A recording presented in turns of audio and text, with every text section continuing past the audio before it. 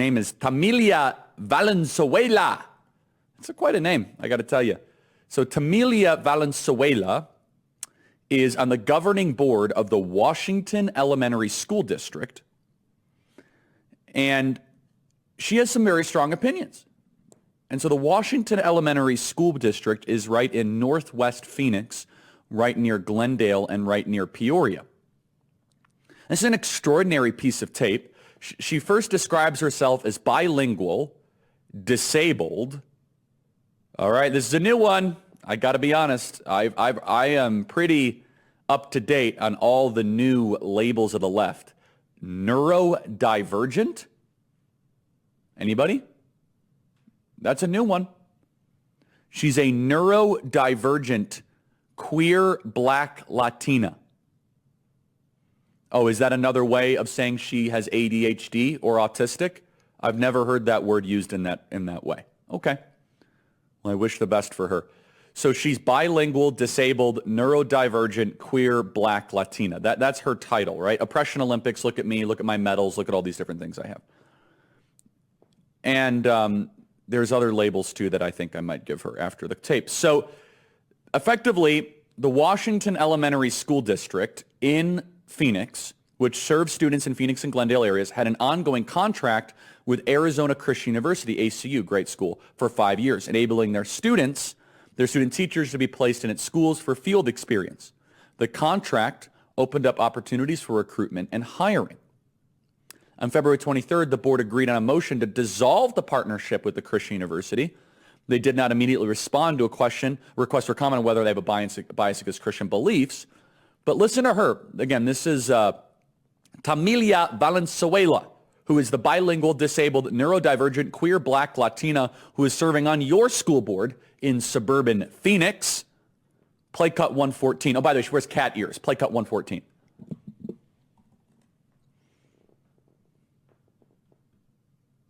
Are you Los boys? every last one of us? Okay. But you're not all boys. That is not it, but it does look to be some sort of Spanish dubbed version of the new Peter Pan film. So let's play cut 114, which is the neurodivergent queer black Latina. If we have it, please. Cut 114. Part of their values is influence, engage, and transform the culture with truth by promoting the biblically informed values that are foundational to Western civilization. I want to know how bringing people from an institution that is ingrained in their values that will very directly, one, impact 3 of your board members who are a part of the LGBTQ community.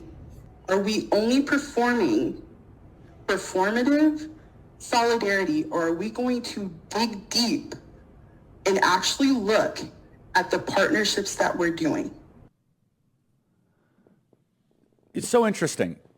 So here's this school board member who is doing everything they possibly can to say, hey, the biblical values of Arizona Christian University are a threat to the students of this local school district. By all other measures, this partnership was working. The board agreed to a motion to dissolve the partnership with the Christian University. They did not immediately respond to a request for comment. And by the way, the buried lead of this is that 60% of this school board is LGBT, is gay. The question is, do Christians run for school boards as much as the LGBT community does? No, as I said yesterday, which is groomers can't reproduce, so instead they recruit. So they go serve on school boards, and they go do drag queens, and they do all this other sort of disgusting, nauseating stuff. The people of Phoenix shouldn't put up with this. You really have to wonder. In fact, you know, if we would have said 3 weeks ago, Blake, if we would have said that Joy Reid and Michelle Obama and Sheila Jackson Lee and Ketanji Brown Jackson were affirmative action picks, we would have been called the racist. But now they're coming out and they're saying it for us. They're coming out and they're saying, I'm only here because of affirmative action. Yeah, we know. You do not have the brain processing power to otherwise be taken really seriously. You had to go steal a white person's slot to go be taken somewhat seriously. Play cut 52. But I rise today as a clear recipient of affirmative action, and particularly in higher education.